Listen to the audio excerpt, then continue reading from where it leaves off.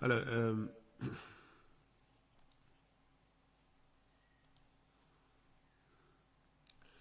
Yes, Madam Siza. I hope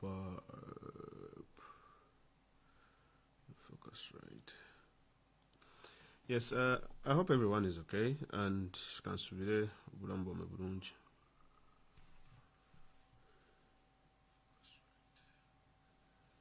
Yes, I hope everyone is okay and can subire bulambo me bulungi.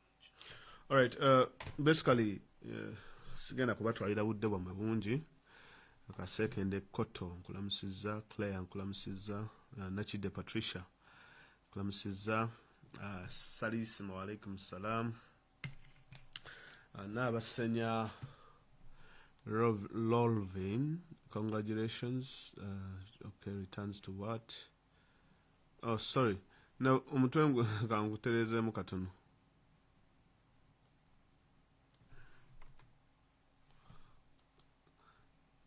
It's just that in Tipebo and Aitideko they don't parliament.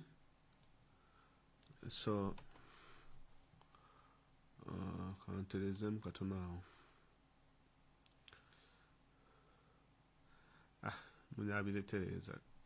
Now, so all aspects is them following one on awali mubili oba ssatu.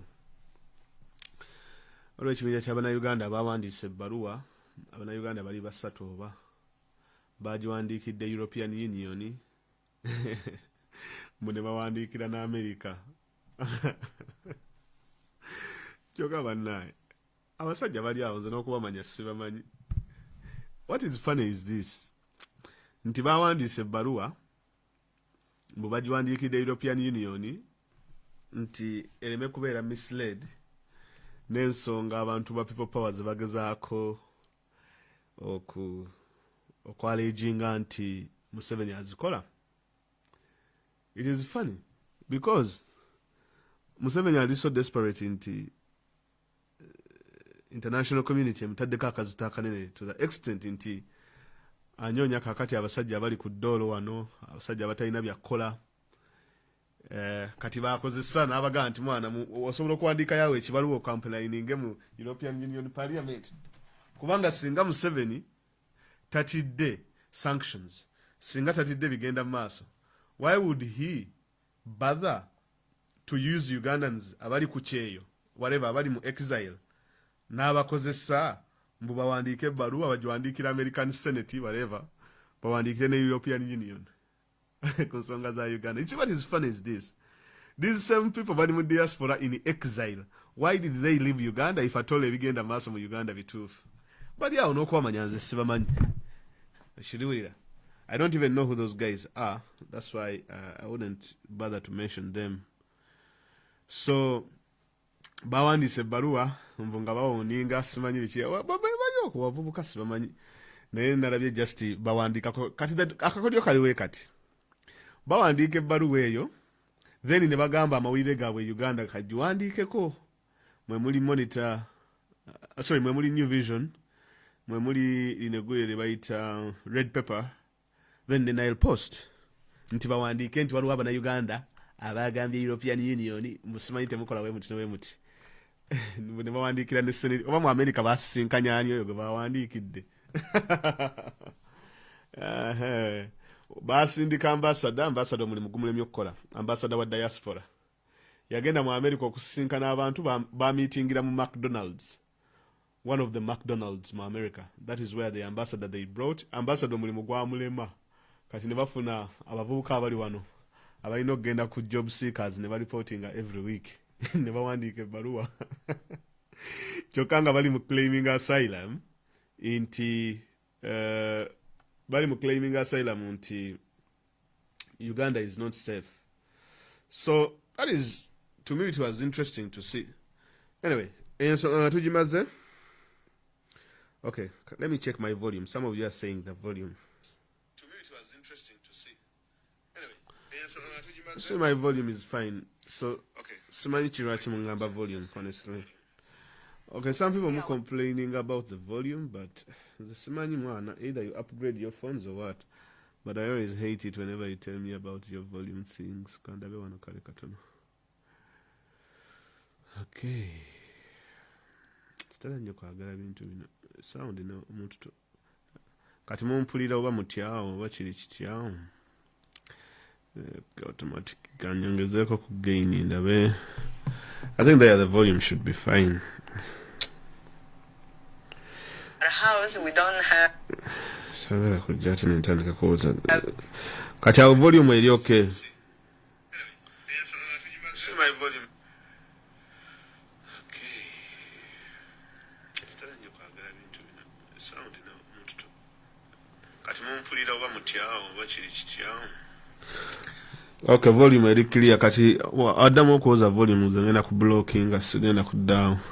Obanga volume yote kola mani. Nda kuba blocking because muba munsumbua muba munzija kumulamwa. Alright, so ekirala ekiriwo guys kiriwo ekiti nti of course mutegedde kati plan gye tuliko bantu kusituka kooti public court yatudde kati tulina okusitukiramu okulaba nti tusala omusango ng'ab'e Senegal bwe baagusaze. Naye okusala omusango guno already kati ensigo Bobi Wine yagisize. Mukama waffe His Excellency ensigo yagisize. Ensigo kati etulimu anytime. Era leero mbalabye ku Twitter nga bawoza nga tewali kigenda mu maaso nga tewali kigenda mu maaso. Mwe mulowooza Bannayuganda basiru. Tulina bwe tugenda obbakwatira. Bo balowooza mbu bwe tulangirira olwaleero baagala tujje ku olwo. Mwe mujje leero mulangiridde mujje naffe tubeetegekedde. Okay, good luck. Good luck munaatulabayo. Okiwulira. But tetuli basiru definitely. So ebigenda mu maaso naffe tubiraba. Era ffe ekyokukola tukimanyi. Era when the time is right, the people will raise up. We don't need to rush. We have all the time, let me tell you. Obudde buli ku side yaffe. We have all the time. Bo bwe batalina budde. But us, we have all the time in this world. So you don't need to rush. Okitegeera. We have to be slow and sure. So that's for me, that's what I think. But ekyo nga tukitadde ku bbali nakyo, there is something that is going on. Simanyi oba mwe bagaye mukirealizing. Waliwo ensonga ya egenda maaso ey'oba speaker. Then wabawo n'ensonga ya omukulu Erias Lukwago, of course, statements ze yakoze, of which maybe I misunderstood him. Maybe namwe some of you muyinza okuba nga temwategere kiki yayogedde, nange maybe saategere kiki yayogedde, because yagaye nti Honorable Kyagulanyi waba ayagala civil disobedience.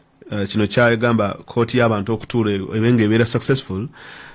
Mayor yagaye nti Bobi Wine has to step aside. Era naawe ekyokulabirako ekya mukulu Besigye nti Bobi Wine alina okukola nga Besigye we yakola mu People's Government na stepping aside, ekibiina n'akivaamu, People's Government ne embrace nga buli kibiina. That is what Bobi Wine is supposed to do, okulaba nga civil disobedience etambula.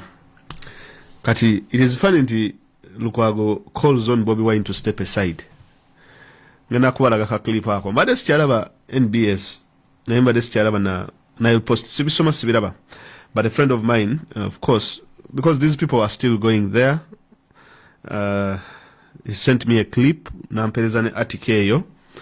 So, nanjiyitamu ne ndaba mukulu Lukwago byabadde ayogera. Era mbadde ndi awo ngenza okulaba omukulu Ssemujju Nganda ekifo ky'oba speaker ekyo nakyafuuse serious. Naye ng'ekinsesa mu bintu bino byonna, ebintu byonna abantu bano bye boogera byetooloolera nnyo ku Kyagulanyi. All of a sudden, NUP erina ababaka 57 mu parliament. Naye NUP all of a sudden yeringa tiebreaker. NUP all of a sudden yegenda okusalawo ani agenda okubeera speaker ani atagenda kubeera.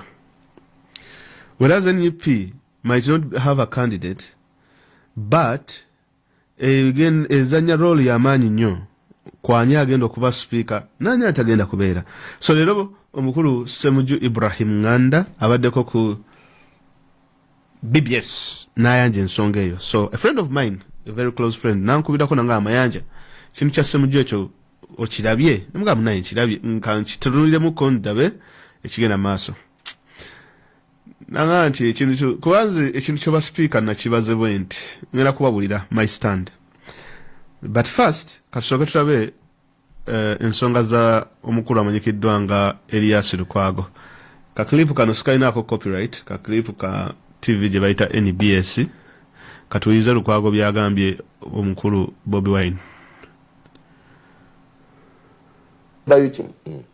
bali kye bagambye mwami w'omushana teekateeka ey'obukulembeze bwa Nuupu nga bwawufu kukyagala okugenda nga nakino bwe kigenda mu maaso kireme kubeera nti Nuupu yokka yeri muki mu struggle ate nga erina okukola ebyekibiina kuba erina okuggulawo amatabi ng'ekibiina erina okurecruitinga ba members erina okugaba cards mu defiance tebagaba kaadi mukola mutya ebyo tujja kubigendamu olulala nga bano tebaliiwo era sijja kwogerera ku kizigo n'ebirala ebisingaawo naye ekyo nansonyiwa okukyogerako wano nti obukulembeze bwa Nuupu bukwatibwe mu nkola endala then n'ekya struggle okulikavalinga obuyinza bw'Abannayuganda okubununula obuli mu buwambe ogwo omulimu munene era Dr. Besigye bwe yabuumuzawo wali bamemba b'FDC bangi bagaye otukoze eki lwaki tosigaddeewo wano naye nga kyali kyetaagisa era ne tutambula mu people's government mu mbeera efaanana bweti njagala okumalayo okusembayo kino bali kye bagambye mwami w'omushana njagala ekyo kyogaanye nti kya kooti n'ebyo baali badde babifayiringa eyo nebino nayogerako wano leero njagala kuwa mwami Owiny-Dollo obubaka bino byonna byalaba bigenda mu maaso abivunaanyizibwako bw'okkirizanga okuweerezanga chief justice mu nsi erimu bwadakyemalira etali mu rule of law oba omaliridde okuwaayo n'okusayininga okufa ekyo bench wanuka yakituukako alright kakati mukulu waffe oyo ebigambo bimubiwulidde agambye ayagala Bobi Wine akole nga Besigye bwe yakola mu 2016 naddako wabbali okay then people's government netambula baganda bange njagala mbabuuzeyo ekibuuzo kimu with all due respect eri mukadde wange Lukwago omanyi nze omu ku bantu by the way asinga okuba nti mpolereza FDC okiwulira naye okuva mukulu Besigye we yadda wali wabbali mu struggle etambule civil disobedience yali azze engulu kyekyebuuzibwa yali azze engulu kakati wekibanga Besigye kye yakola kyali successful mukulu Lukwago lwaki fata ayagala lwaki wekibanga kyali successful lwaki Besigye tetumulaba ennaku zino kyekisooka ekyokubiri lwaki ate ye ayagala otusindika ewatta Besigye ekitegeeza omuntu omusindika mu ruutu Besigye gye yakozesa n'ava mu kibiina n'adda wabbali oba omusindise kufa then wabeewo omulala ayitimuka avaayo n'asituka kyemuva mulaba kati groups nze kante babulire bayizawe nze muntu avaayo bayida nenga nti nze sijja kuvaayo wano kwamba nti yo Besigye akolera mu 7 bla bla bla and this and that no I don't do that shegera some people have those beliefs but wano chetulaba is nti these people are fighting for supremacy mu opposition. That is what it is completely. And also are there elements mu FDC ezikolera mu 7? They are. Are there elements ezikolera mu 7 mu FDC? They are elements ezikolera mu 7. Are there elements mu NUP ezikolera mu 7? We have elements mu NUP ezikolera mu 7. But in its entirety FDC does not work for mu 7. Because what they are fighting for, Baruranira supremacy in the opposition, because Bebali Muchifecho, and then we took it away. Now, with due respect to the mayor, okugamba nti omukulu Kyagulanyi ayawule NUP ne struggle mbwera anansonyiwa kino kimugambira wano ku NBS of which omuntu kasita ayogera ekigambo kino nti ononsonyiwa kino kyogerera wano omanya bumanya nti omuntu oyo he doesn't wish good with you. Ekyokubiri enkolagana teriiwo wakati wo naye.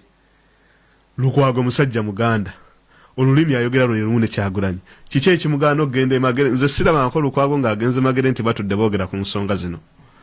Sirabangawo will eri mu kibiina kya FDC okuba nti no bapushinga enkolagana eno. Ate ekinsesa kyekyokuba nti ekibiina kya FDC kiringa ng'ekigamba nti no ye omukulu amanyikiddwa nga omuli atyo boy ye talina kyakoze musajja wattu. Whenever you are living in the shadow of an individual Katinga Besigye, all the time they are referencing Dr. Kizza Besigye. That is what is killing the party. Because they have not moved on from Besigye. And that is why we expect Besigye to be part okubanga akomawo whatever mukalulu akaliba kaddako nga Bobi Wine of course the president, then he is likely to come and kumuvuganya 2026. Now this is what is happening. Lukwago does not comparinga na Oboy. Where is Amuriacho Boy? Lwacha comparinga no Oboy. Yani badda comparinga no Oboy not Besigye. Toyinza kungamba nti no mwakozesa strategy ya people's government nti kati yakola. People's government yamala emyaka enanga evuma Bobi Wine ne NUP ne people power. Well, that is the problem. Era ne wano olaba it is the same mistake they are doing. Instead of okumala obudde obungi nga bali mu kwogerezeganya n'ekibiina kya NUP ate bali mu koza nti obukulembeze bwe NUP Bobi Wine abuveeko. Okay, wabuvaako obukulembeze bwe NUP nga muwo ekibiina kya FDC na kyakifuge. Kakati what are you leading if at all you do not have a party? Mumulumu trappings nyingi nnyo mu party blah blah blah. Yes, it is fine. You see, these are the problems that we mu kibiina kyaffe. We have a group of people yagamba nti no Bobi Wine teyandiforminze kibiina. Right? Gwe mbulira wano wetuli olwaleero singa tetwalina kibiina, what would have happened? The problem with the other political parties is baagala okulowooleza ekibiina kya NUP. Naye ate tebaagala kulowooleza bibiina byabwe bo lwaki balina ekibiina. Lukwago yandigambye nti omukulu amuli atyo boy aresigninga ekibiina kireke then avuge struggle. Both strategy yaabwe eri ki? Lwaki baagala kukoleramu NUP? That is the problem that I have with other parties. If you want to work within the NUP, the National Unity Platform, under His Excellency Robert Kyagulanyi Ssentamu, you have to go and reach out to Bobi Wine and strike a deal. Musaininge mpapula mugani tugenda kukolagana bwekityo as opposition, kino kyetwagala naffe kino kyetwagala. Tugenda kweyungako, let us sign, wetu succeedinga, this is what happens nti kale. Nga muteekako omukono, for we are the witnesses. Naye ate mwagala okujja okukolera muffe. Wetugamba nti tugenda mu kalulu nti nedda akalulu tekajjaako Museveni tumala budde akalulu munyonyaamu ki luye lwaki mugenda mu kalulu obwo bwagaana Besigye yagezaako demokrasi takola demokrasi waaki mwe mweyita ki mwe mulowooza mulina ekyamanyi kye mugenda okukola simanyi ndaga muntu ejjako omuntu ndaga muntu mugiyita ki mwe mweyita kiki kye muliko nobabuuza kale fine tetugenda kugenda mu kalulu naye mwe mugenda kukolawo ki baganda baffe plan B Museveni tulina kumusiguukulula tulina kumuggyako bujja tulina kusitukiramu nti kale fine mugende musitukiremu. Wallahi tebasitukiramu yadde n'omuntu omulema. Akalulu kaffe bakabbye batukubye emiggo batuyisizaawo. Oli omusajja waabwe kandidati waabwe okuva we bamusiga Kyoko n'ebigere n'atambula Uganda yenna mu bigere taddanga mukulabikako. Ne baganda n'okujjogamba nti kale bannange Bobi Wine akalulu bakakubbye naye gwe tulikogonayizinga ng'ayawangudde akalulu. Awo ne Kabuleta abasinga kuba Kabuleta recognizes nti Bobi Wine ye yawangula akalulu. Naye bano abasajja bwe babuuza ani yawangula akalulu k'obwa president, they will not tell you that you have no person who won the election, of which they took part in the same election, and they cannot claim nti owaabwe ye yakawangula. Kati where is the logic? I don't understand. Naye tulina okuba clear on some matters. Ojja kulaba State Nyanzi awalampa Bobi Wine, Ssemujju okwo, Lukwago okwo. Panai. Please. Mwetereze Lukwago. Womuwanga temulina byamagezi byakwogera. Please keep quiet. Chimala. It is okay. Just keep quiet. Because temulina clear strategy. That is why the entire struggle is stunted. Omusajja n'agenda mu kooti alwane. of which Lukwago namulaba nga ayimiridde wali oba yali agenzeyo kulwa Sseggona ndowooza yali alina empapula z'abanja Sseggona nga Sseggona amulina ave mu kkooti Lukwago azimuwe baziwe Lukwago ndowooza yali alina deals ne Sseggona because these are friends okubira ddala mu Bwakabaka naye sisuubira nti yali agenzeyo wali mu kkooti kuwuliriza musango gwa Bobby yali agenzeyo wali Sseggona oba yali amubanja ya time oba yali amubanja akisimanyi kubera bamulaba nga ali wali mabega tayagala bamulabe nayo Ramala nadduka kakati kyetwebuuza mukudu wange Swahaba strategy ya mwerichi oyo semujju nganda yennyini ye yavaayo n'agamba ennaku zinatandika okukanyugira Bobi Wine jjabo twabagamba twabawoninga eyo mu kkooti temulina kimugenda kufunayo biki ani yali amanyi Supreme Justice simanyi ani amanyi Owini Dole who had followed all these things people are learning naye ne muvuma omusajja mwene tubabuuza kale ffe tetugenze mu kkooti ate mwe mukozeewo ki kuba nammwe akalulu mwakalimu what have you done mwenga mmwe nothing zero kakati all of a sudden bavuddeyo n'ebirowoozo ebirungi ennyo tutudde tulinze tuwulirize His Excellency the Mayor talina yadde ne kansala mu kanso talinaamu yadde ne kansala n'omu bw'ati kanso ya KCCA the Council of the Capital City of Uganda Lukwago talinaamu yadde ne kansala kati ate yavaayo yawoza nti ono alizayininga ekibiina akiveeko kakati Bobi Wine walizayininga NUP n'agivaamu agenda kukwasaganya atya bano ababaka bakusindikidde mu kanso okubanga mukwasaganyiza wamu agenda kukwasaganya atya n'ababaka ba parliament ebibiina bibanga bye bitwawula nga Abannayuganda in terms of struggle ze nandisuubidde nti FDC yandisoose okudismantlinga ekibiina kyayo totuweera kyakulabirako kya Dakkano Dr. Kizza Besigye of an incident yaliwo emyaka 5 emabega tuwe ekyokulabirako ekiri current ndinze nga Lukwago sikyalina kibiina ebyebibiina mbivuddemu kati ngenda kukolagana n'omuntu yenna agenda okujjako Museveni ng'ali serious. That's what we want to hear from the mayor. Naye meyo omulaba tatebenkedde mu kibiina kya FDC kye yayingira akyogera takyogera mbu kyova olaba Kano Dr. Kizza Besigye. These people are trying to bring Besigye back into the conversation of which we really want Besigye to come back. The way he's trying to do it, he's like testing waters, testing amazzi okulaba. Asindise ono mukazi Stella Nyanze Kenya avume Bobi Wine nga asinzira eyo. Lwaki Stella akanyugira jabu nyingi nnyo nga azikanyugira Bobi Wine n'atazikanyugira Besigye. Lwaki mukulu Lukwago jabu azikanyugira nnyo Bobi Wine n'atazikanyugira Besigye. Lwaki omukulu amanyikiddwa nga Ibrahim Semujju Nganda jabu azikuba Kyagulanyi tazikuba Besigye. Bo balinga abagamba nti nedda Besigye yali ku kituufu ffe tugoberera ekyo. Where has he been for the past 5 years, for heaven's sake? Bululu wani bwe yakuuma? Bani bwe yakubira campaign?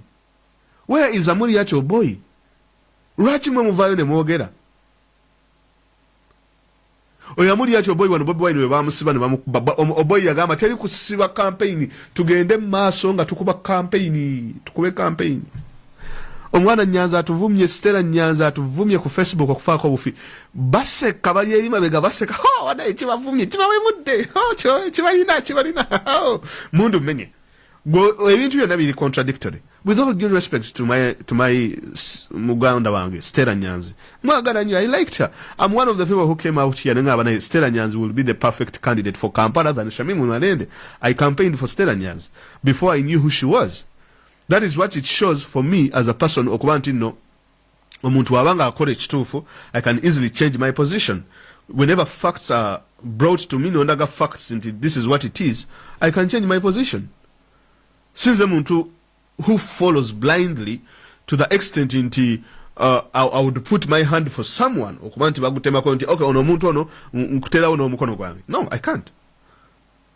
But whatever is there on the table at the time for me, that is what I use to judge people. That is what I use to make my analysis. Now, if situations change, I'm flexible. I can change.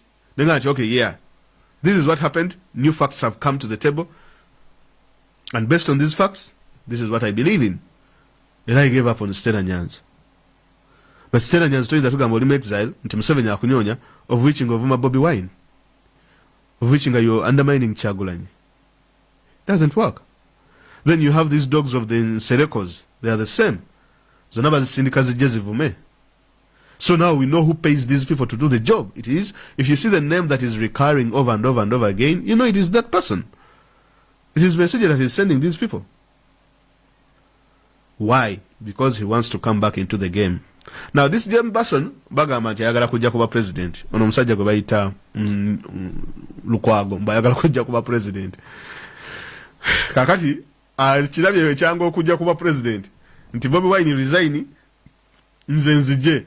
Kyova olaba n'akasajja k'Abesigye akawandiikira mu Observer ke bayita Yusufu Sserunkuuma kaagamba nti it is time for a new person to take over the struggle. Article gye nabasomera wano oluya ya Yusufu Sserunkuuma yagamba ng'amaliriza article ye ng'agiwindinga up. Yusufu Sserunkuuma, he says that Bobi Wine yakola ensobi okutandikawo ekibiina because this is the same argument, the idea omukulu amanyikiddwa nga Lukwago gy'akozesa, the idea that it was ensobi for Bobi Wine of creating ekibiina. How come it wasn't ensobi for lwaki tetugamba nti FDC ensobi okubanga balina ekibiina? Let us disband FDC ebeere pressure group nga yeeriwo. Fena tujoininga ekyo kibandwagon. Lwaki mwe mwagala tu disbanding ekyaffe? Lwaki mwe temwagala singa mwalaba Salamu Musumba ku front line bannange ng'avuma Bobi Wine okuforminga ekibiina? Singa mwalaba Mao nga baseka? Singa mwalaba Odongo Oto ng'aseka? Mukama Katonda. Bannange waliwo ekintu ekitali kituufu. Waliwo ekintu nze ngenda kati nzikiriza. Abantu abasinga obutayagala Bobi Wine bali mu opposition. Abantu abasinga obutamwagaliza bali mu opposition. Trust me. Unfortunately, that is it. That is it. If you see, these people are so sadistic. That is what they want to see. They get pleasure out of that. They get pleasure. Do you think it is a coincidence to see Mao going to stand with Museveni? Or at least akena yenchi manyi nti ye ebi opposition sibi aliko. Naye olaba Mao nga ayimiridde ne Museveni nga akubira Museveni essimu nti Museveni, we need to sit in iPod. Gobosuubira nti Mao alina opposition oba aba alina Museveni. Olaba Mao nga asekola okuba Bobi Wine afominza ekibiina Museveni n'amutwala mu kooti. Olaba nga Nsereka avaayo n'agamba nti no yes abantu bamwe babakubye naye ne ba agenti bange nange babakubye babawambye. Olaba nga omuntu avaayo n'agamba nti yes mugenda mu kooti naye temulina kye mugenda kufunayo, naffe kooti twazigenda mudda twabawoninga twabagamba mentality. Are those people really for the struggle? Are those people really for us? For me, what I would beg these people is one thing. Just take Erinnya Bobi Wine, take it out of your there is two things. Some people say nti Bobi Wine tagambwako. Ladies and gentlemen, this is not criticism. No. Eno si criticism. This is not criticism. Chino, it is to undermine, it is to kujoga, it is kumala mumanyi, it is these people bali ku payroll. This is not criticism. That's not how criticism works. Nti twabagamba. No, that's not criticism. It's not. Come on.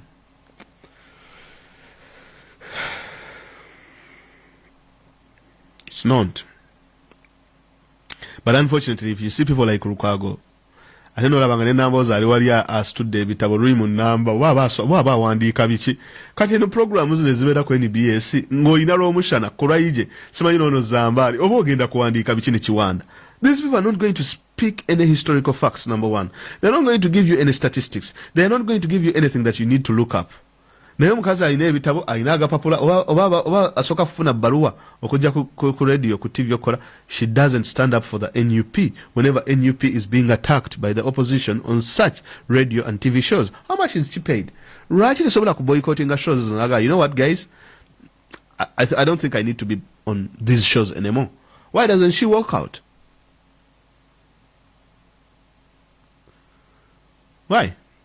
If these people can still sit on the same shows with the people like Romushana, nze nalinga mpuliriza program bali bagiyitaga Simbaganye ne bannamawulire buli Saturday nga mpuliriza ever since I was at campus, actually not campus, okuvira nga ndi mu senior 6 senior 5, actually as back as senior 4 nze nga mpuliriza Tamale mirundi, guys, kambabulire okuva ku Monday ng'abeera ku Top Radio, Tuesday n'abeera ku Sapiensia, Wednesday n'abeera oba ku Super oba ku Bilali FM, Thursday yabeeranga ku Sapiensia, Friday yabeeranga ku radio y'abalokole buli ku makya saawa emu.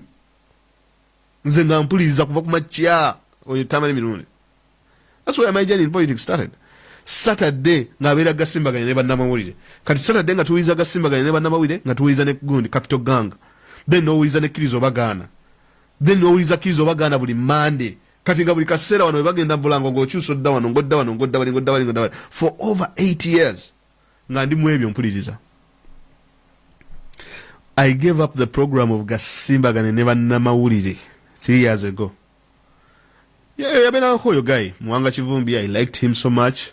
Aisha Kabanda, then Peter Chibazo, and so on and so forth. But a young Obaku program where you're Romushana. Whenever I see Romushana on a program, I just walk away. I just walk away. Because Romushana taina cha magezi cha yogera. Number 1.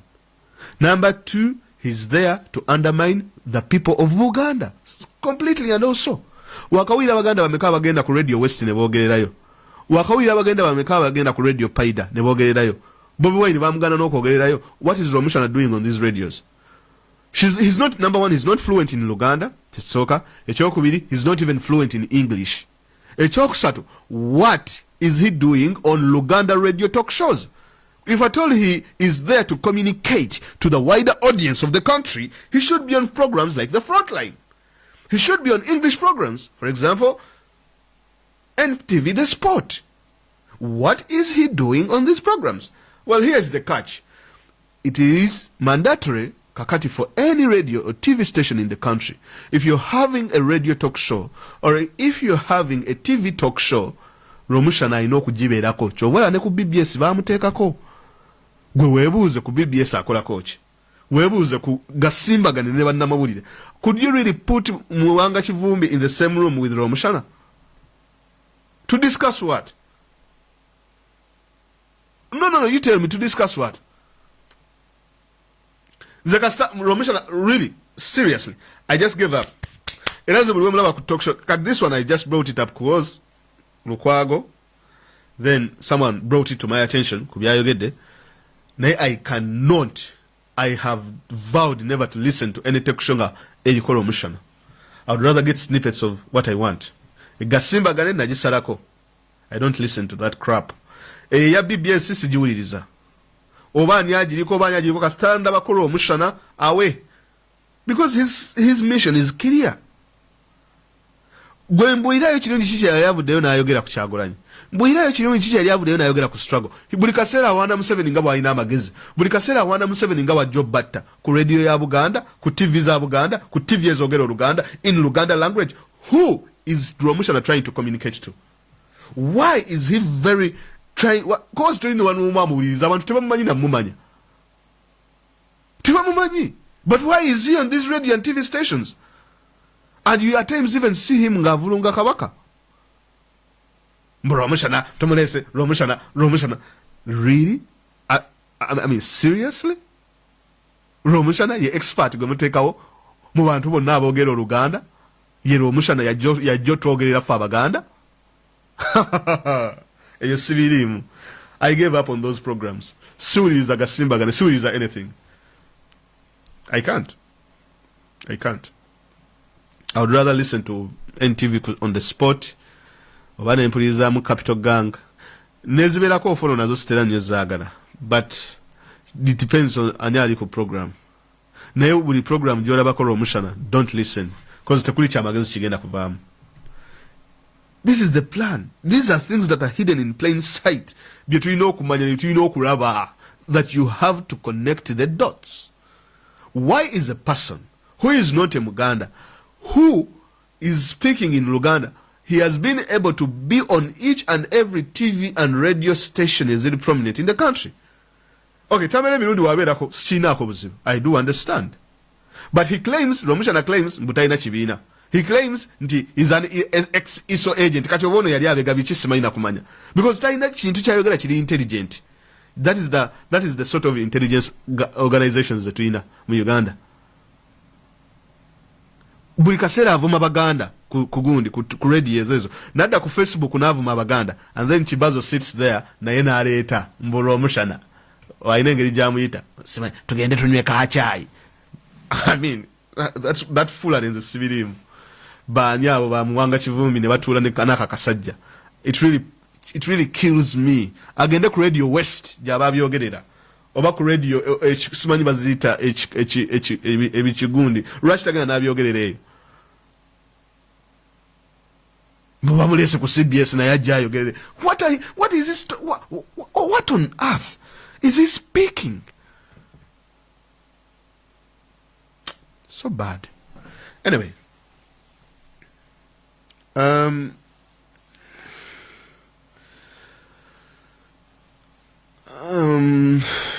Lukwago. I was telling you one thing, that Lukwago, the FDC, they have to check themselves. Better is it. But the good thing is, Bobby Wine, Kambabudire, should not rely on any political party. That is long overdue. It's not going to work. Wallahi, let me tell you guys, the issue of us all coming together, it's not going to work. Nope. What Bobby Wine should concentrate on is to bring Chichokuleta Ugandans together, but do not spend too much work bringing political parties together. Wanama obudde bungi ng'aleeta ebibiina awamu, he's going to fail. Can look at ekibiina nga Jema terina bagoberezi, okay, erina abagoberezi bangi, naye toyinza kugaa nti Jema eweza ba members abawera 1,000. Even DP itself, DP teweza kati wogamba nti buli kibiina kale kireeta abantu baakyo. Njagala oleetera ekibiina ekinaaweza abantu abajjuza ekisaawe ky'ennakivubo. It's only NUP, meaning that you have the people. For as long as you have the people, the better. But if you concentrate on bringing Semujunganda on board, or concentrating on bringing FDC on board to come and sit and talk with you, it's not going to work. It's a long gone game. Ekyali kinakolebwa mu 2017 failed, gone. Kola chokola oba abantu bazze okuprotesting nga oba tebazze, it's okay. Play a long game. Take your game slow. This is not the time to pick advice from Lukwago and Semujunganda, because all the time babadde on the wrong side. Bino ebintu Bobi Wine byonna byakoze, these people have always been wrong. Toforminga kibiina kiformize. Towenyiga mu kalula kagenzeemu. Togenda mu kooti agigenzeemu. What do they have to say afterwards? Nothing. Okay, so oye Lukwago. Kati katuwize muganda waffe Semujunganda. Semujunganda, for those of you who do not know, he entered the race of the speakership. Okay?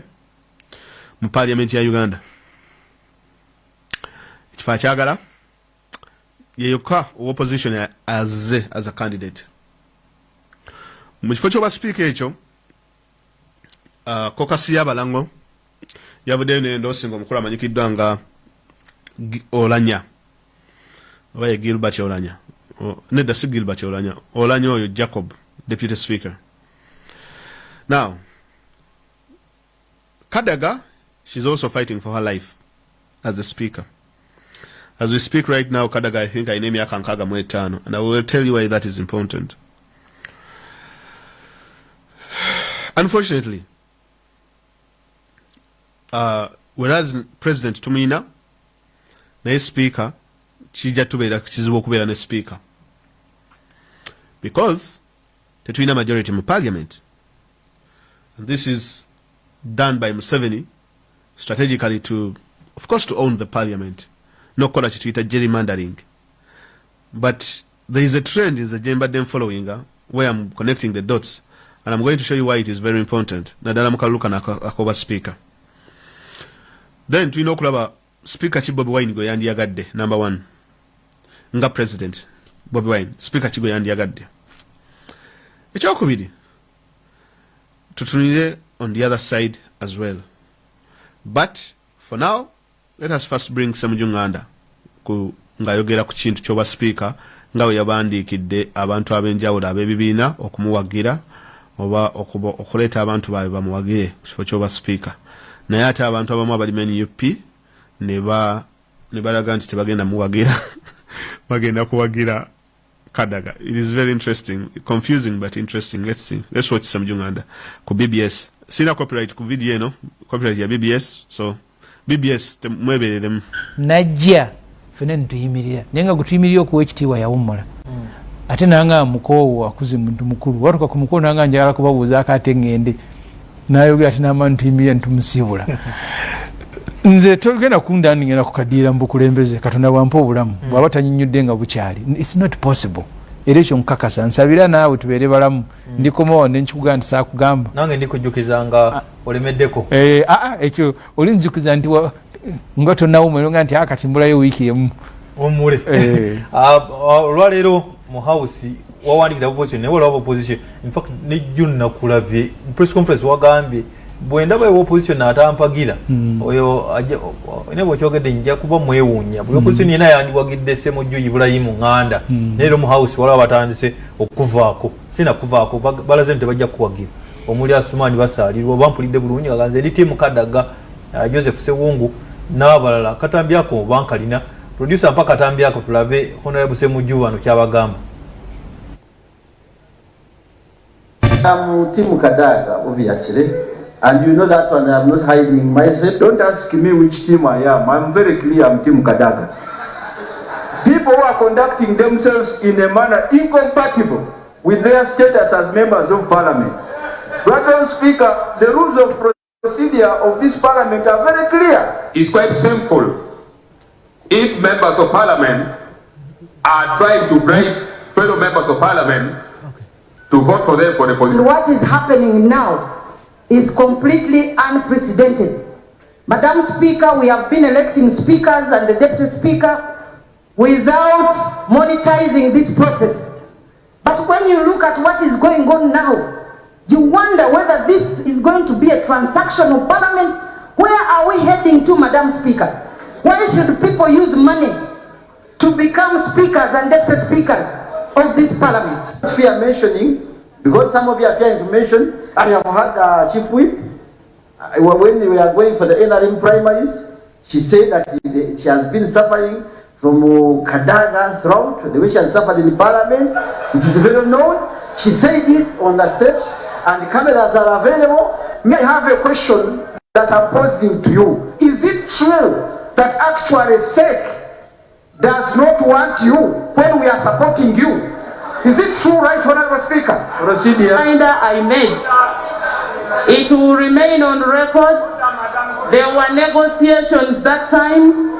There will be negotiations even this time. Order, Madam Speaker, order. The SEC wants who or who. The decision on who becomes the Speaker of this House will come from this House.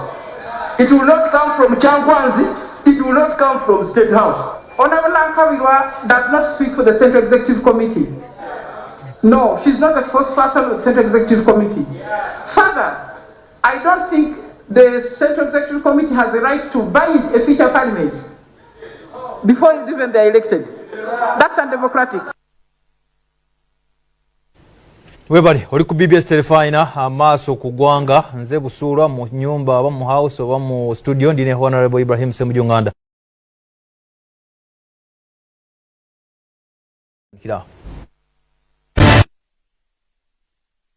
All eyes on 240 mwenda kola ebyo bategeze ku 0800 285 285 abali ku live streaming mbalamusiza nnyo genda ku BBS Terefayina page otulabe live stream kweri.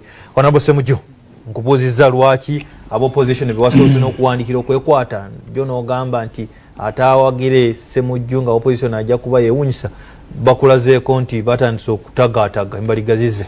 Okusooka nawandikidde bapulezidenti b'ebibiina mu bugenderevu. Nze mbadde chief whip okumala emyaka 5. Abaka ba parliament mbamanyi nawandikidde bapulezidenti abatwala ebibiina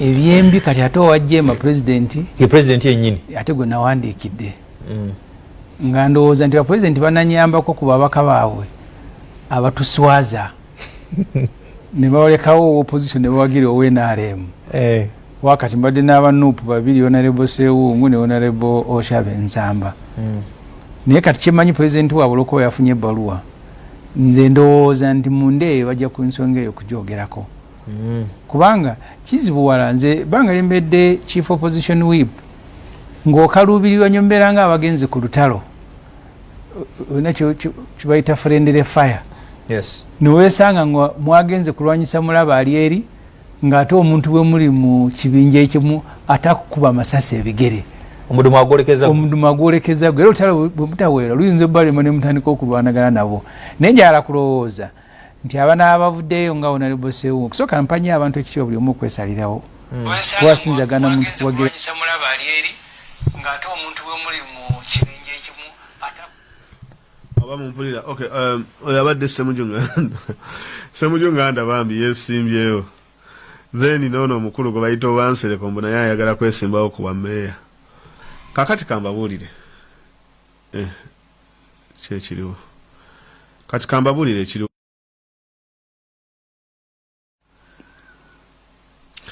kakati ekiriwo kiriwo ekiti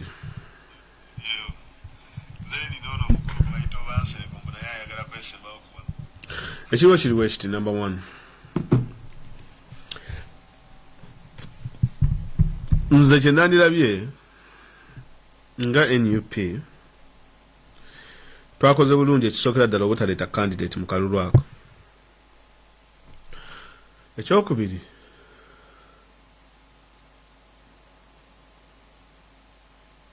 twakoze bulungi obutaleeta candidate mu kalulu ako.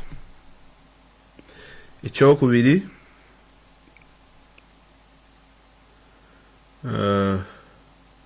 bino ebibiina ebirala kakati biraba NUP ye tiebreaker. The fact that NRM erina ba candidates babiri ate nga kwe luno none of them tekuli n'omu ayagala kulekerera munne. Olanya agamba oba speaker bulina okuddayo mu Northern Uganda. Kadaga agamba nkoze omulimu ogusoboka era kino ekifo kyange almost kuba yakusavinga kati ebisanja bibiri. Mujjukire wa Kapabulo yalimu nasavinga bibiri. Ayume najja nasavinga bibiri. Sekandi najja nasavinga bibiri. Kadaga najja yakusavinga bibiri. Now Olanya agamba kyefa kyagala tubadde tuli awo Lango Parliamentary Caucus erimu ba members of parliament 14 nga mulimu ne ba incumbent ne bavayo ne balangirira nti baagala Kadaga. Shuira sorry baagala Olanya. Kakati Semuju, does he have a chance to win the speakership? Absolutely not. Tasobola. Because NRM has the majority. Semuju kyabala kyekino. Opposition singa muwayo n'obululu bwayo, right?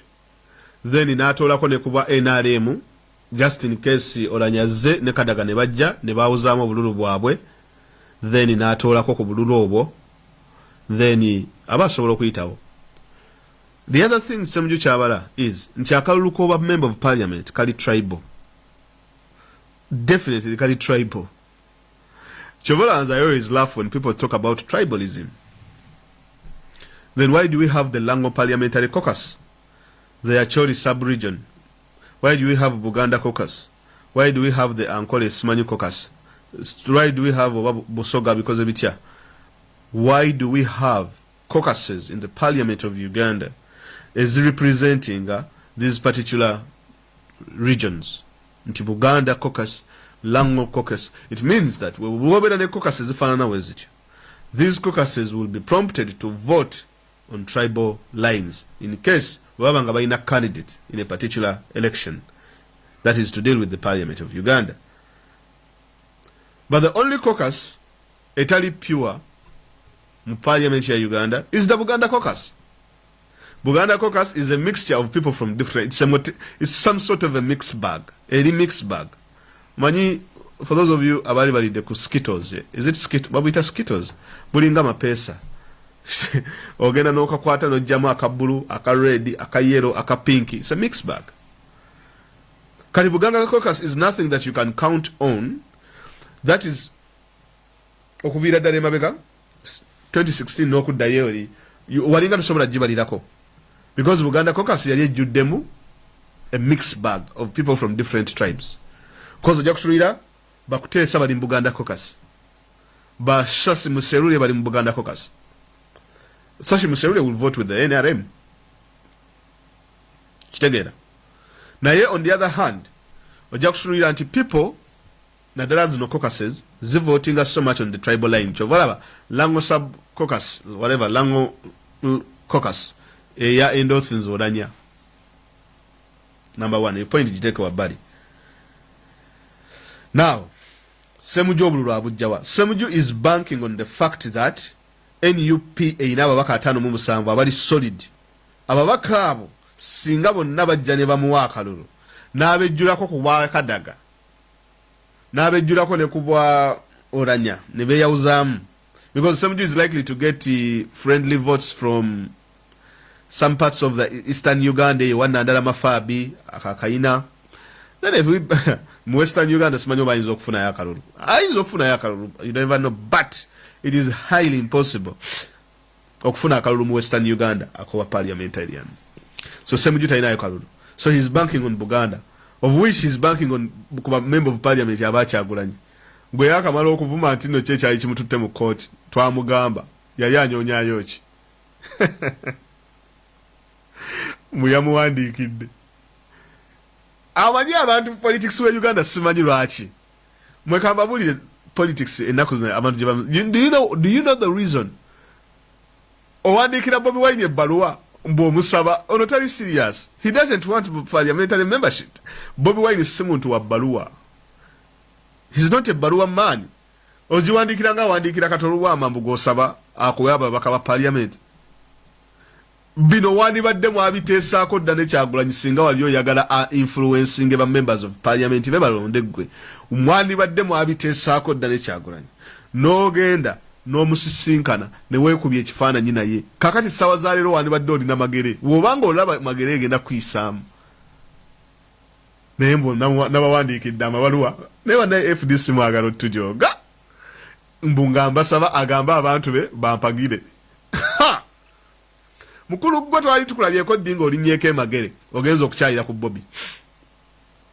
Twali tukulabyeko ddi ng'ogenzeeko emagere gwe omusajja Omuganda constituency yo erinaanyidde eya Kyagulanyi in just a good gesture nga politician omujagujagu omugezi atayogera bwogezi owa TV ne camera politician n'okwata ekuta y'ettooke n'okwata gundogamuna in solidarity ntuzze kulabako ndi wali Kiira, you are my neighbor.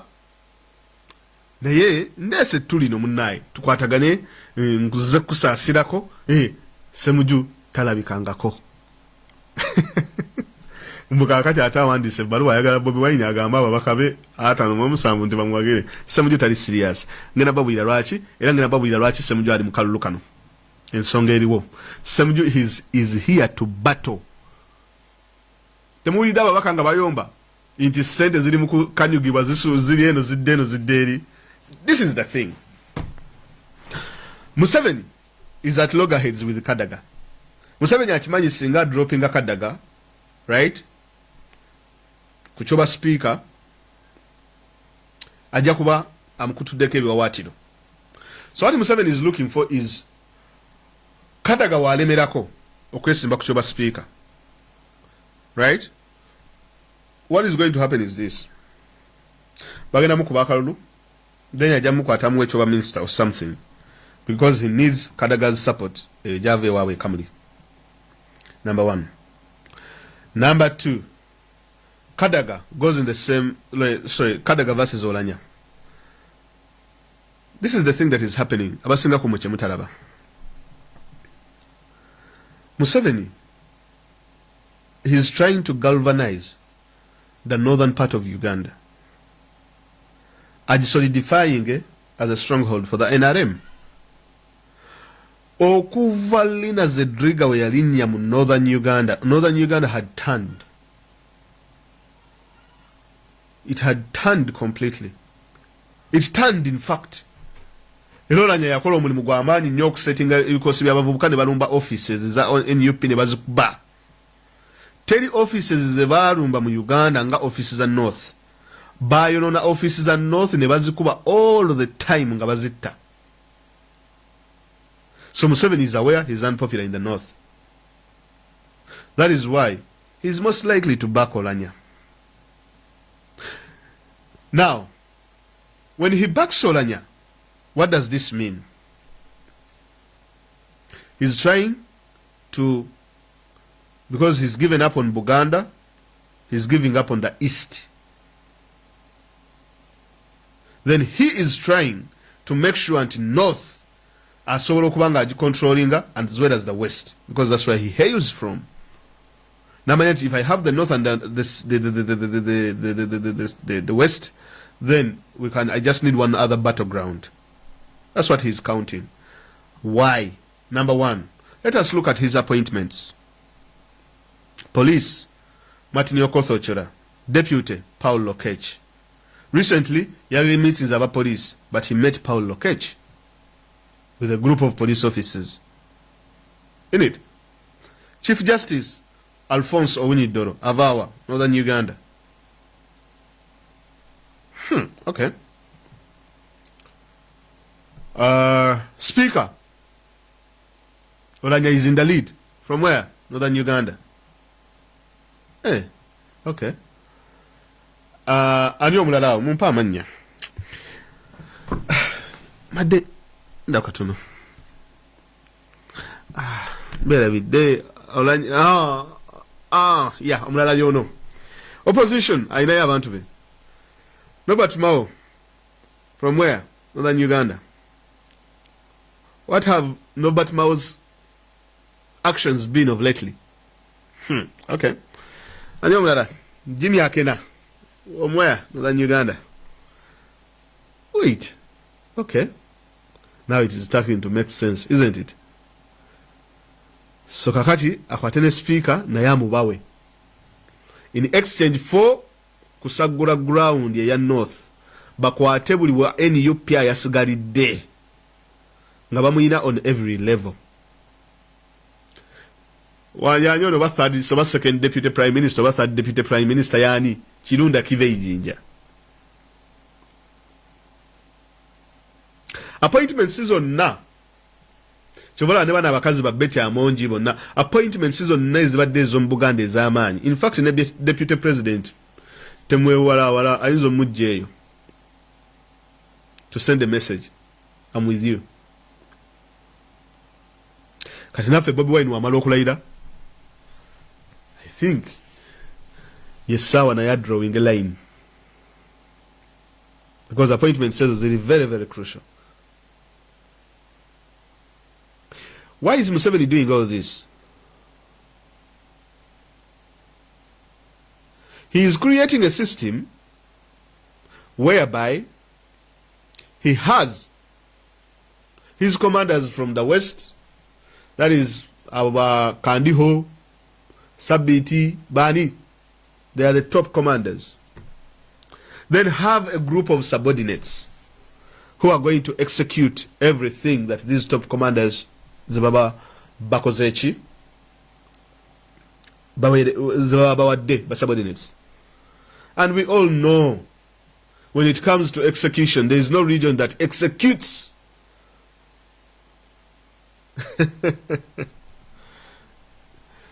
Tell region where Uganda is single executing anga North.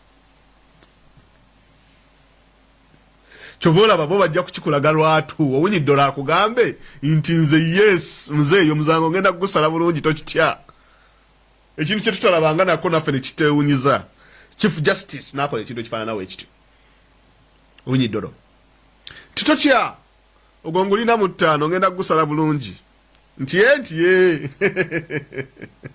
Mao n'akubira Museveni essimu muzayo oluwa jangu tu stage ngayo wana akantu tutulenga iPod ekintu kitambule akena naye wali kamukubire akena lumba kitambula lokechi kyekiriwo jangu wana entebe tulabe kitambula ndetera ne kuba police awo abalala tulabe bayingira State House. Ocholaye is on his way out, Bambi. So you get the point. So, Kadaga, now in this case, she is likely, she can win.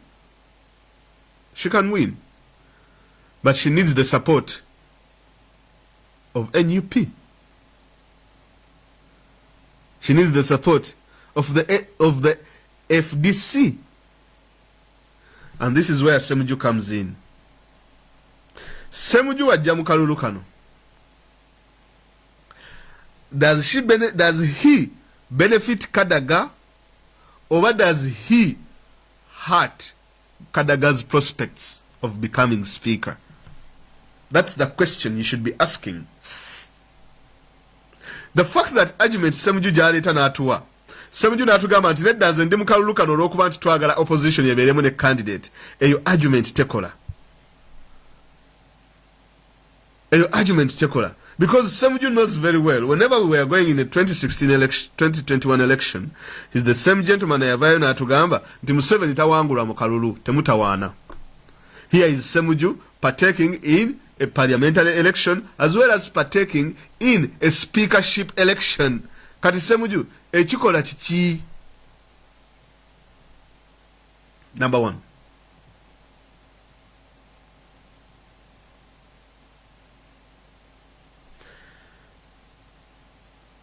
of which tukimanyi nti Museveni influences the Kalulu Koba speaker. Agenda kulagira ababaka be bisatu mu something bakoleki balonde omuntu gwayagala oba Kadaga oba Olanya.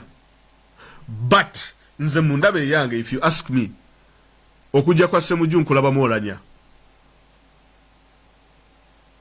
Because Olanya knows very well nti if Kadaga aneze siwagira Kadaga, that's why my stand is we should just boycott the entire process and look on. Let them tussle it out. Because when you're funamu, no, Kadaga bamulondera on the premise okumuzaako ku kibiina ky'NRM nti omu kuyaleeta ku kiteeso ekyatogikwatako n'agiyisaawo. Ekyo Kadaga akyenyumirizaamu. Wano wandibaddewo option egamba none of the above. Nti oyina Semuju Nganda, oyina Rebecca Kadaga, oyina n'oyo omukyala gwe bayitaani, oyo omusajja gwe bayita Olanya. Then wano wansi ne tubeerawo none of the above. So kakati abalonda none of the above bandibadde bangi. So Semuju has a big check. Omuntu atabelievingira mu Kalulu. Ate lwaki yenyigira mu Kalulu emirundi ebiri in less than a month?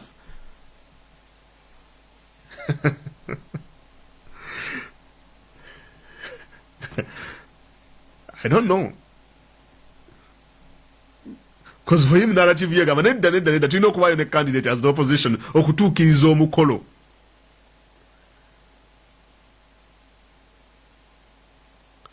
Yayagala mbu tutuukirize mukolo.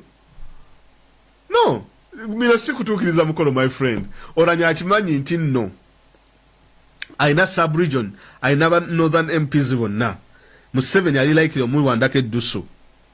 Then he has to wamuwandako eddusu ne west agiina.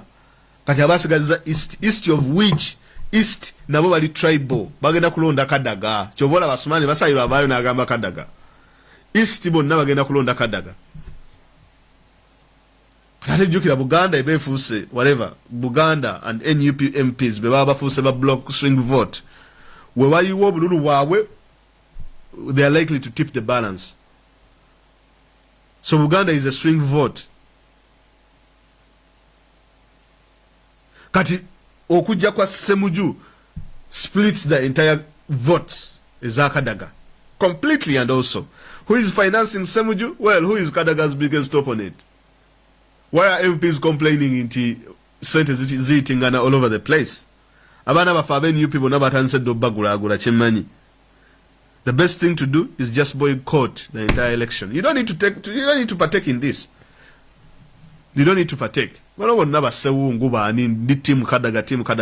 have you forgotten Kadaga byagamba nti ye yayisawo?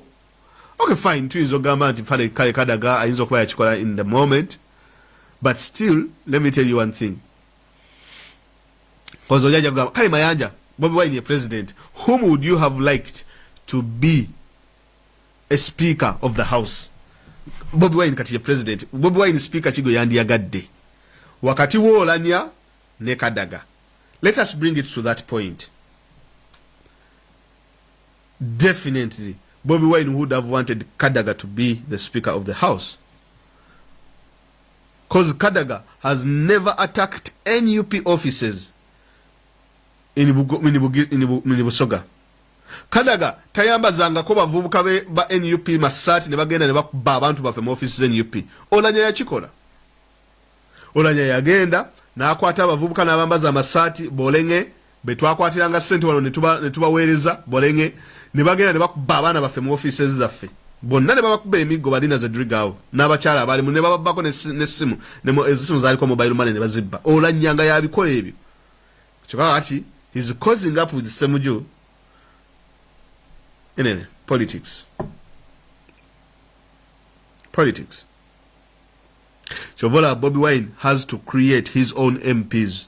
He has to solidify. I know kwasaganya bana abato bana abantu abakulu banamboze. Okay, ayinzo batunulira bichi, but do not over kubebera konyo, because it's a completely different agenda jebaina. It's a completely different agenda. Bobi Wine should concentrate kuba MPs bafe bana abapya betwina abawoba minister bano gundi balina agenda yaabwe ya group yaabwe kokasi yaabwe eyo, cause waliwo Buganda kokasi then wabawo ne kokasi kitegeera eyaba Ssemujju Nganda bani abo bonna cause nze maikinuma kiri kimu nti Namboze is not defending people power as she would have defended it. Naddala nga Lukwago agikuba, naddala nga Ssemujju agikuba. She doesn't defend us. What is the purpose of her being on these programs? I'm going to sort of defending Achibina.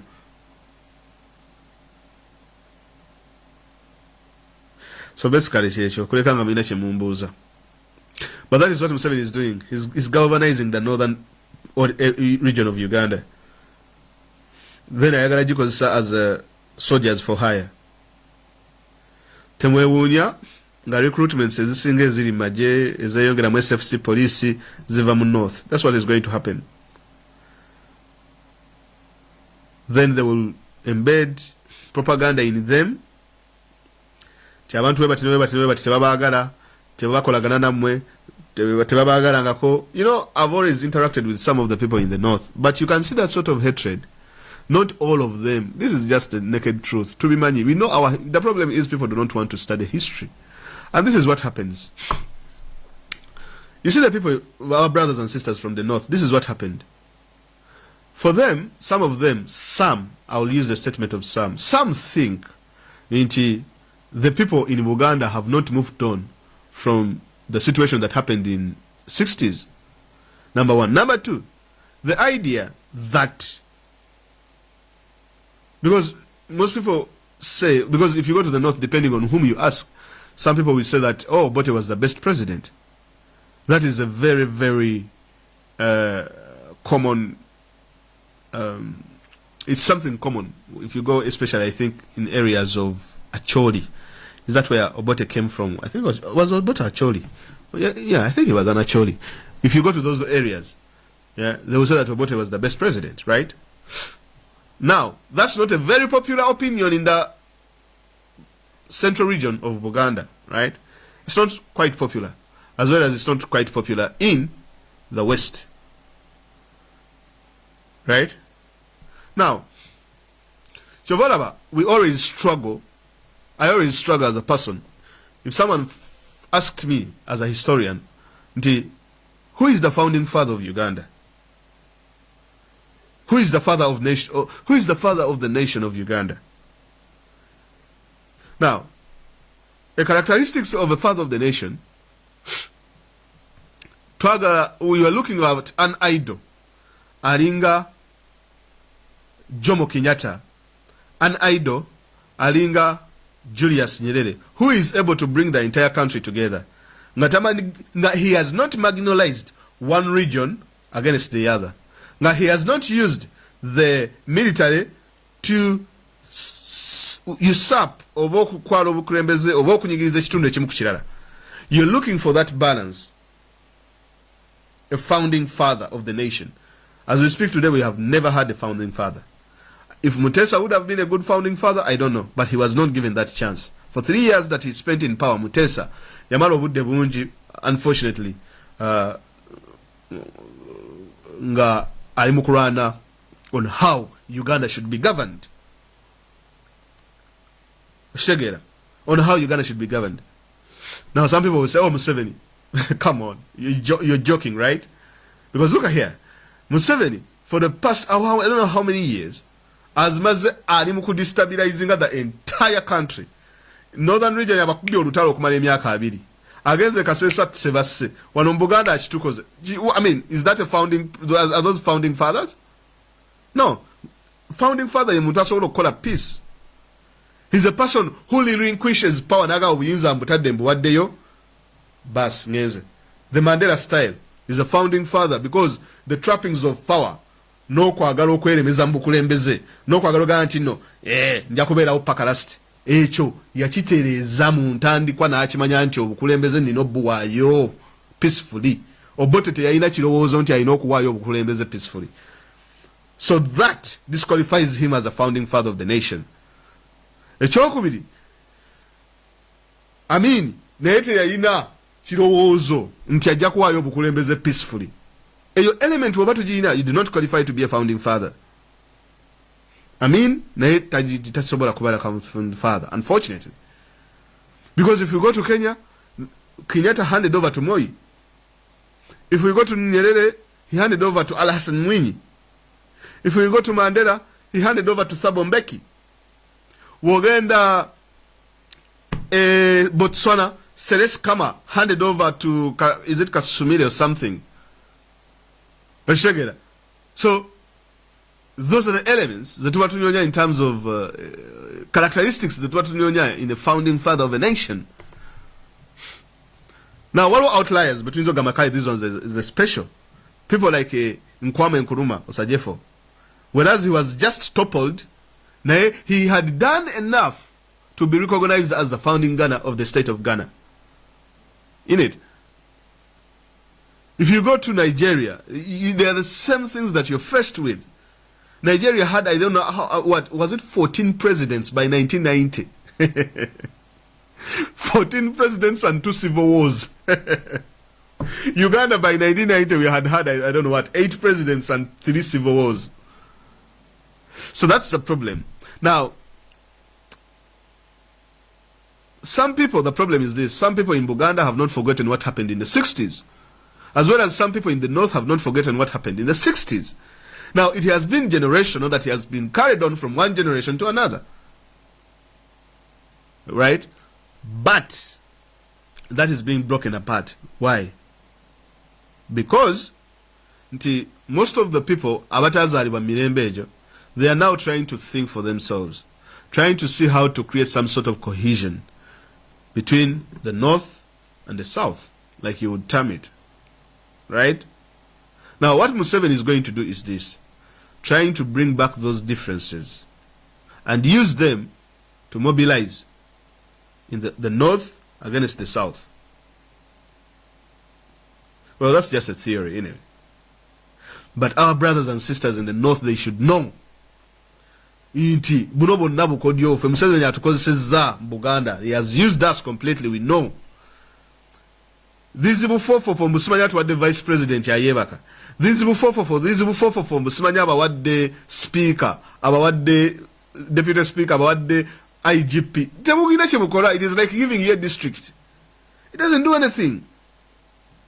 To improve your status as an individual, to improve the status of Uganda, to improve on how Uganda should be governed, it does not improve anything.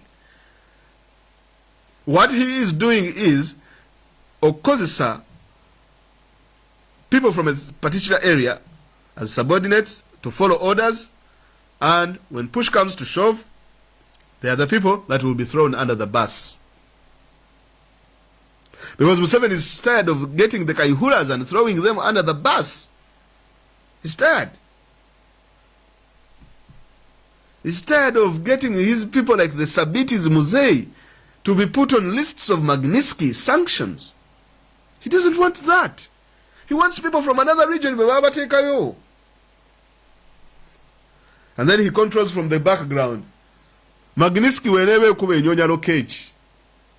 When the sanctions are being installed, they are the ones making the statements. Supreme Judge, bagenda kunyonya Alphonse. Even the chairman electoral commission agenda choosibwa. You wait, you see. You will see. The German electoral commission is going to be changed.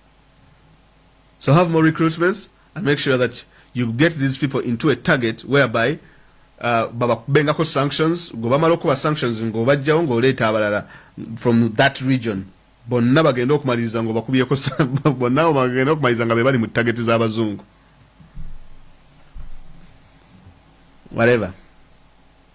So that's it.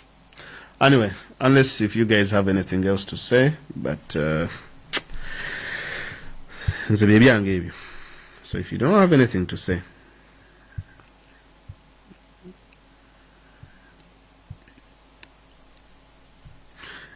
Magufuli kituufu Magufuli kankebeleko waliwo tugamba according to Wikipedia Magufuli afudde bwe anaakongratulatinga Museveni Katonda ajja mutukolererako. Sikali sisabira nti Magufuli yafe naye bagamba Magufuli ali Kenya mu ddwaliro.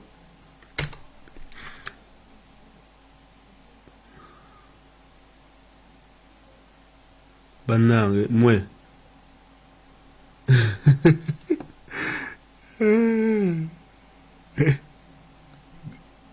Gaya like yafudde mwe Magufuli kaput. Magufuli bamugamba Magufuli covid jali Magufuli nagana Magufuli netumugamba lekera okuwa abantu omululuza akasajja kagana kakati munnaye leo katono ndumu munyonyano Magufuli John Pombe Magufuli Sauna yalitekola story Sauna iganyo kola kale kandetewa no ku Magufuli katono tulabe ekiriwo bannaye mulete just a minute. All right.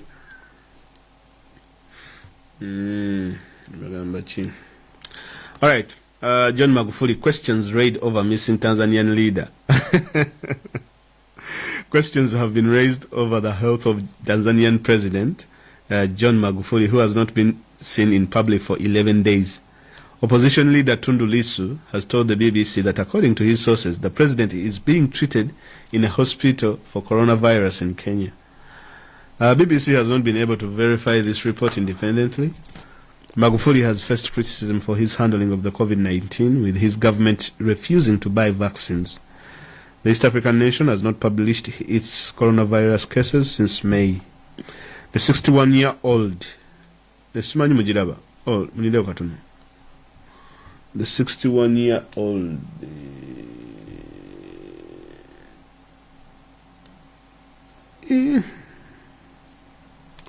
Okay, the 61-year-old has called for prayers and herbal-infused steam therapy to counter the virus.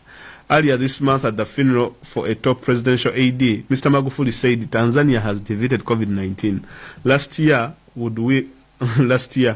and would win again this year. The AD died hours after Vice President of the country's semi-autonomous islands of Zanzibar, who was being treated for COVID-19.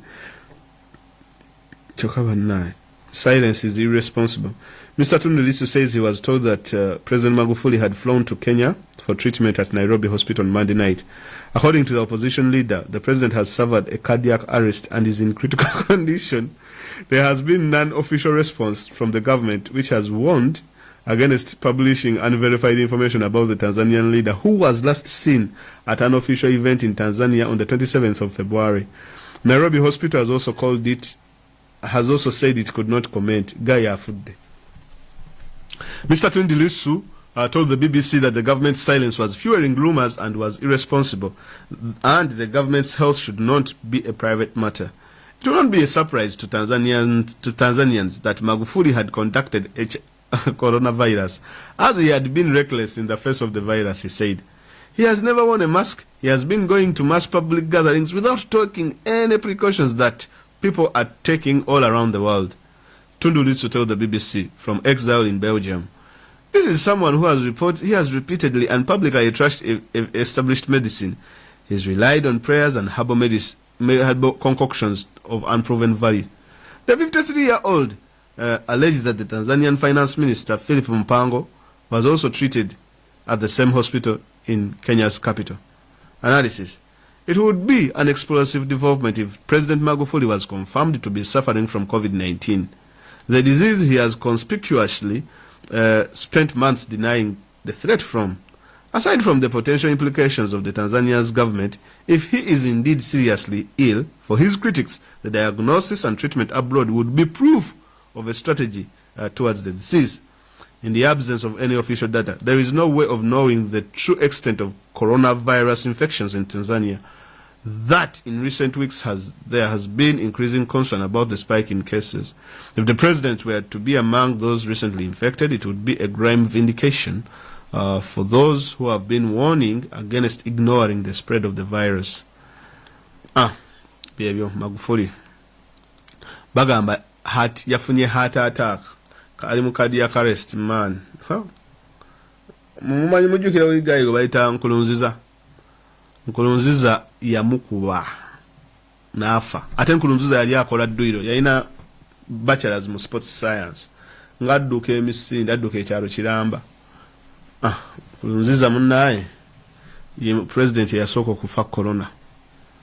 Kati ne mukadde waffe singa Magufuli ajja n'akyalirako ku Museveni e Uganda. Bannaye singa mukyalirako twalabye. Naye nawuliddeko ne Kabaka oba naye ali Kenya.